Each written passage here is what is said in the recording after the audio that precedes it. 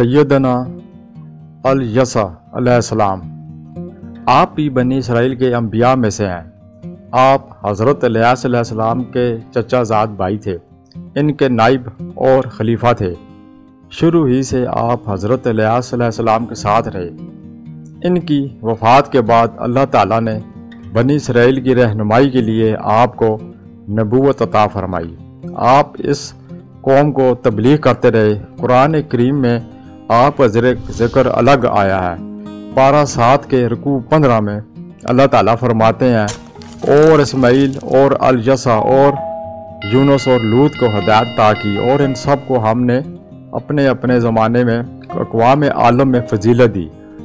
اسی طرح پارہ 23 رکوع 13 میں ارشاد ہے، اور آپ اسماعیل اور یشع اور ذوالکفل کو بھی یاد کیجیے، اور یہ سب بھی بہترین لوگوں میں سے تھے۔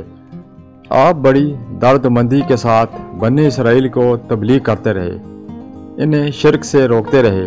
آپ کی تبلیغ کے باوجود قوم شرک میں مبتلا رہی، اور ظاہر بات ہے جب انسان اپنی محنت کا اثر نہ دیکھے تو اسے تکلیف ہوتی ہے۔